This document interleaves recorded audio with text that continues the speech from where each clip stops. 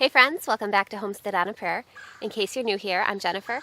Today we are going to be doing one of my favorite garden tasks of the entire year, and that is planting tomato plants.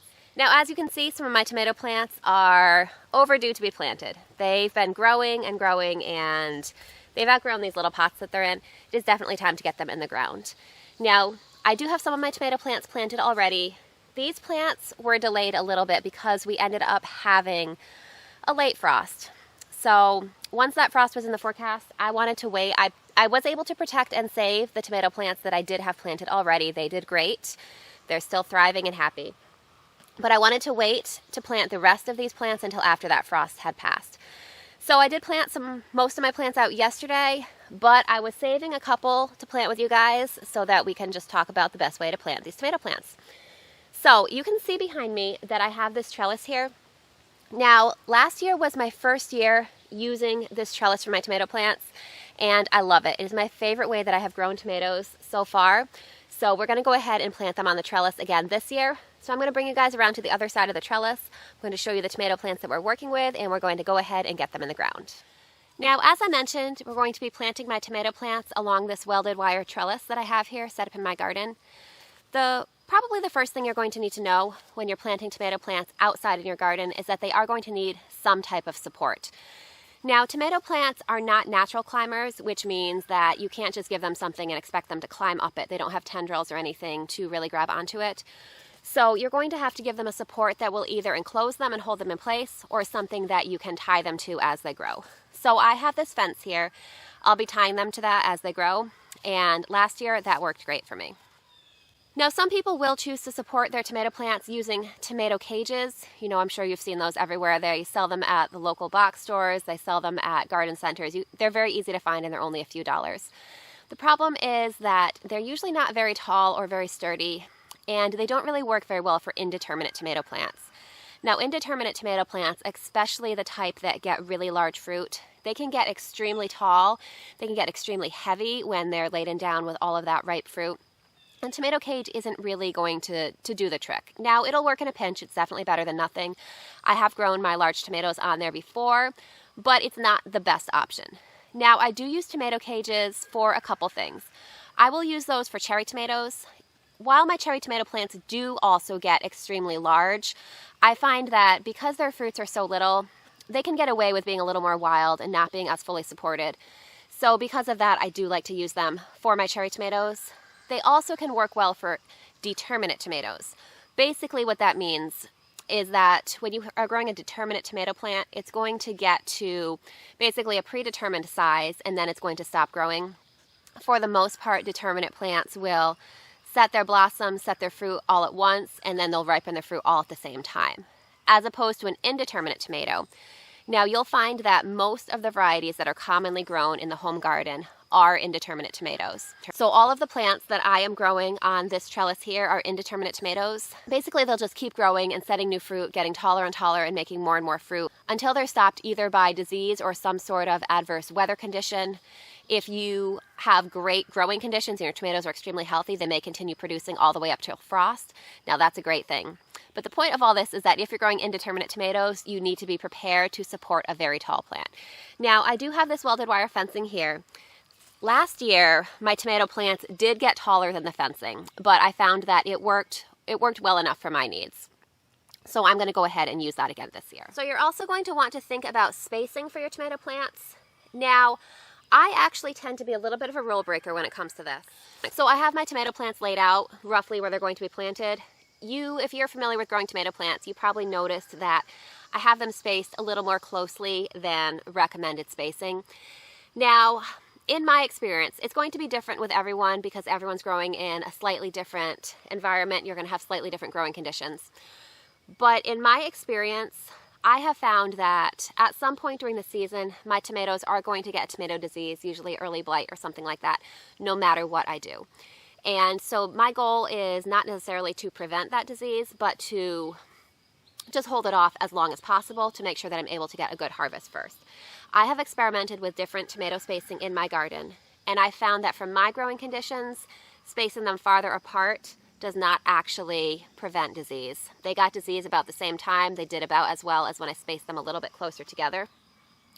So because of that, as you can see, I'm spacing these, I'm going to say these are probably about 15, maybe 15 to 18 inches apart. I have an 8-foot long bed, and I have 6 tomato plants laid out down this bed. I didn't measure the spacing exactly, but as I said, this is slightly closer than recommended. Basically, your specific growing conditions are going to determine whether or not you're going to be able to do that. The other thing that allows me to space them a little more closely is that I'm going to be pruning these tomatoes. We'll go over that in a little more detail as the season goes on and as I have some suckers on these tomato plants to show you. But what I try to do for the most part is these are all large slicer tomatoes in this bed here. What I try to do for the most part when it comes to large slicer tomatoes is to prune them down to one single main stem. So as I said, we'll go into that more as the season goes on.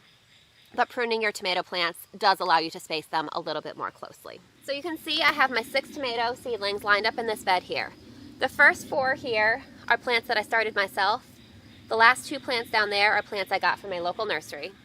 I do start most of the tomato plants that I grow myself from seed, but there were a couple varieties there was one variety in particular that I specifically planned to get at my local nursery because I know they carry that variety and I didn't really have good luck finding seeds for that variety.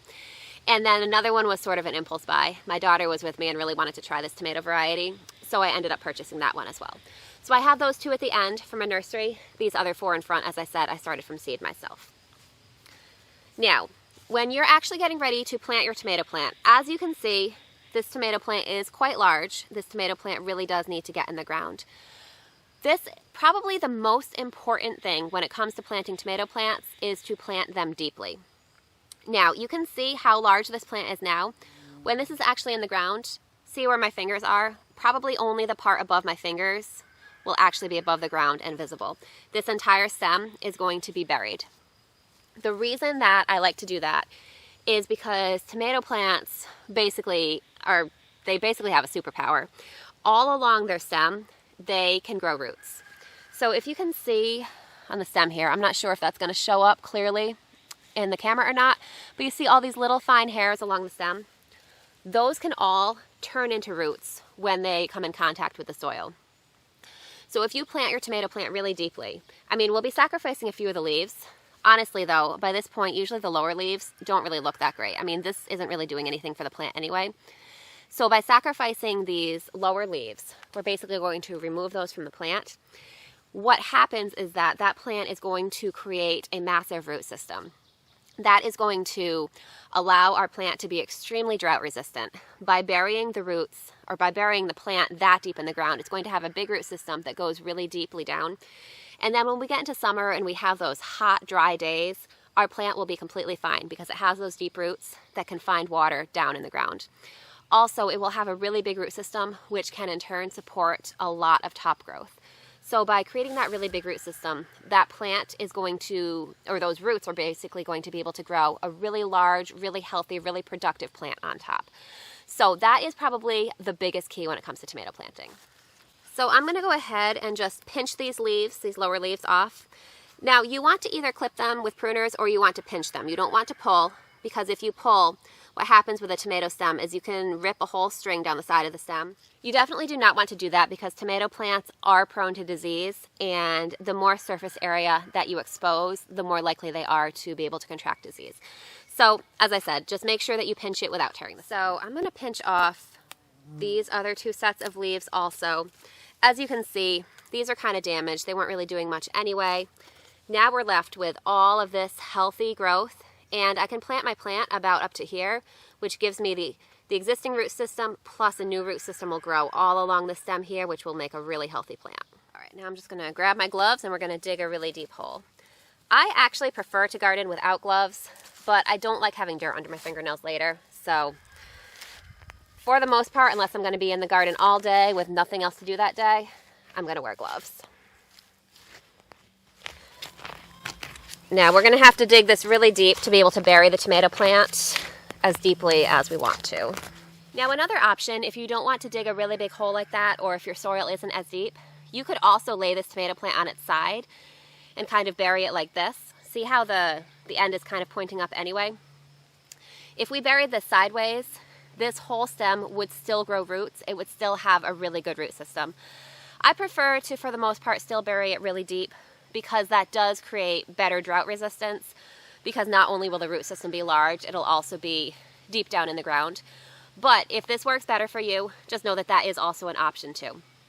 If you are planning to plant your tomato plants, if you're planning to trench them, one thing that you can do is lay them on their side for a couple days before you plant them. If I laid this on its side, you can see it's kind of turning up anyway. But if I had laid this on its side out on my deck for a couple days before planting, this part would turn and grow straight up, which would make it really easy to plant that way. That's not how I'm planning to do it, but as I said, that's a great option if digging deeply doesn't work well for you.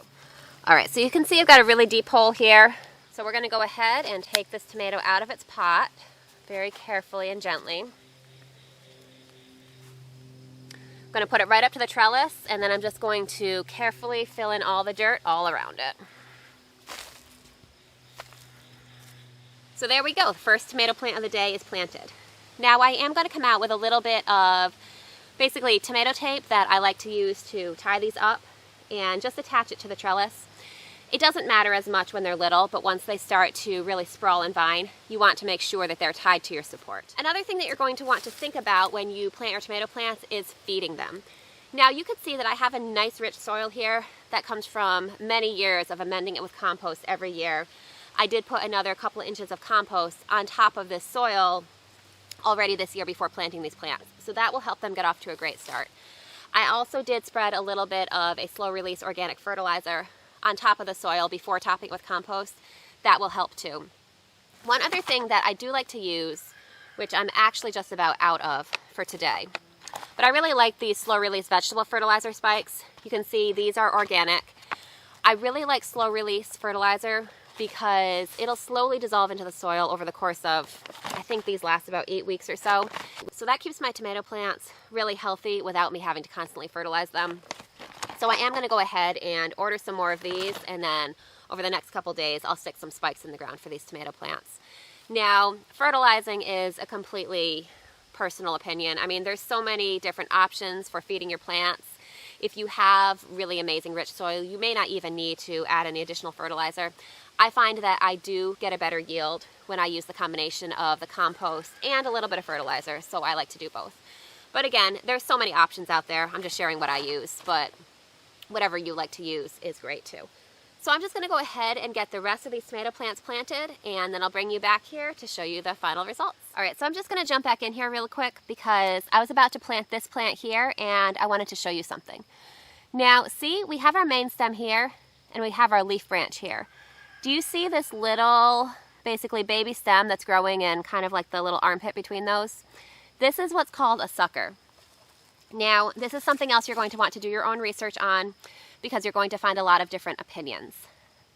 Basically, the way I grow tomatoes, I prefer to pinch out all these suckers on my big slicer tomatoes. Cherry tomatoes are a little bit different. I usually let those go a little bit crazy.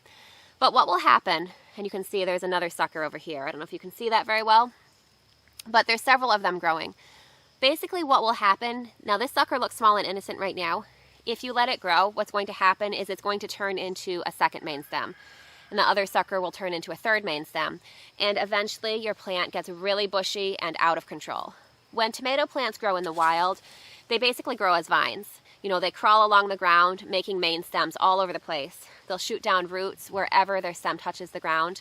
So in the home garden, we usually don't want our tomatoes to grow that way because what can happen is they take up a lot more space. Growing your tomato upright on a trellis is going to greatly reduce the footprint that tomato takes up. Also, when they grow along the ground, crawling like that, they are more prone to disease and they're more easily accessed by pests. So there are quite a few reasons why most people prefer to trellis their tomatoes. Now, some people trellis their tomatoes and still let all the suckers grow and their plant turns pretty wild and crazy, and for some people that is great and that's exactly what you want. This is also going to depend a little bit on your growing condition. If you live in a really dry climate, then you might be able to get away with letting all the suckers grow and your tomato plant get really big and bushy. If you live in a place with a lot of humidity, here in Connecticut, it doesn't get that hot compared to a lot of the country, but it is still fairly humid in the summer, and so I like to prune my plants because that promotes better airflow and cuts down on the risk of disease. Additionally, it does allow me to plant my plants a little bit closer together, which allows me to get more plants and more varieties. So for those reasons, I choose to prune the suckers off. As I said, we'll talk more about suckers as the season goes on. We'll talk more about tomato care as the season goes on.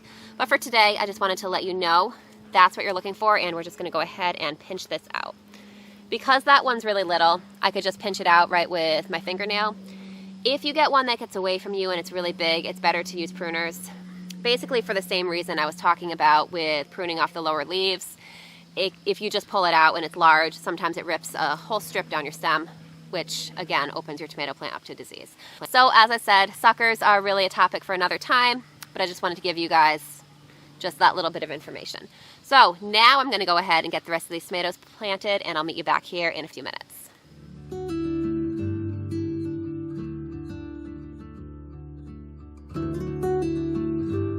Okay, I'm gonna pop back in again here one more time because I found something really interesting on this tomato plant I wanted to show you.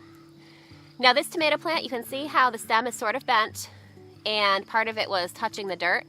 Now look at that. Those little bumps there, that is the very beginning of roots. So you can see exactly what I was talking about before when I was saying that tomato plants will put off roots down the whole length of their stem. So this tomato plant already has a little bit of a head start with that. So we're gonna go ahead and get it in the ground and let it grow.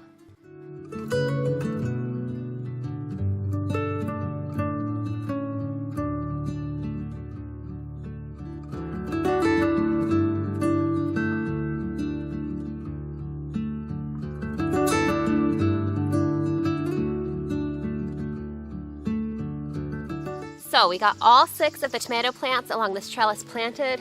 They're all in the ground and happy.